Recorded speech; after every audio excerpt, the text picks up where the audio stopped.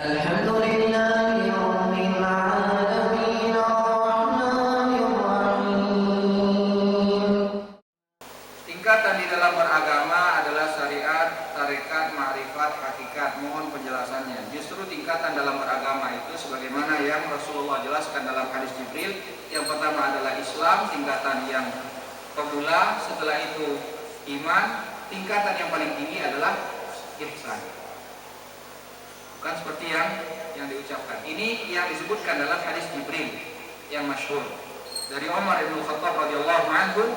Rasulullah sallallahu alaihi wasallam, kata Umar bin Khattab radhiyallahu anhu, "Bainama nahnu julusun 'inda Rasulillah sallallahu alaihi wasallam, ittala 'alaina rajulun shadidu bayad ath-thiyab, shadidu sawad asy-sya'ri, la yura 'alaihi atharu safar wa la ya'rifuhu minna ahadun, hatta jalasa ila an-nabi sallallahu alaihi wasallam, fa asnada rukbatayhi ila rukbatayhi ووضع كفيه على فخذيه فقال يا محمد أخبرني عن الإسلام فقال الإسلام أن تشهد أن لا إله إلا الله وأن محمدا رسول الله وتقيم الصلاة وتؤتي الزكاة وتصوم رمضان وتحج البيت إن استطعت إليه سبيلا قال صدقت. Kata Umar bin Khattab, ketika kami tengah duduk bersama Nabi, tiba-tiba datang seorang laki-laki. Laki-laki ini pakaiannya sangat putih bersih, rambutnya pun juga sangat hitam mengkilat. La yura alaihi atharus safar. Orang ini juga tidak terlihat sedang dalam perjalanan, karena kalau dalam perjalanan tentu pakaiannya lusuh, rambutnya pun mungkin terkena debu. Dan yang mengherankan, orang ini bukanlah orang yang terlihat dalam perjalanan, tapi tidak seorang pun di antara kami yang kenal orang ini. Padahal kota Madinah saat itu sangat kecil. Ini membuat heran. Yang membuat heran lagi, dia tahu mana Rasulullah. Ketika sampai di Rasulullah, dia tempelkan lututnya ke lutut Rasulullah, dia letakkan tangannya di atas kedua paha Rasulullah SAW.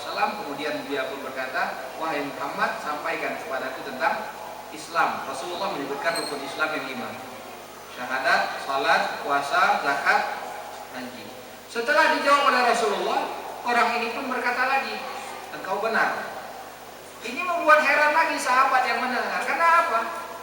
Dia yang bertanya, tapi kok dia pula yang mengatakan benar. Berarti dia sudah tahu jawabannya. Dia tanya lagi, qala fa'akhbirni 'anil iman.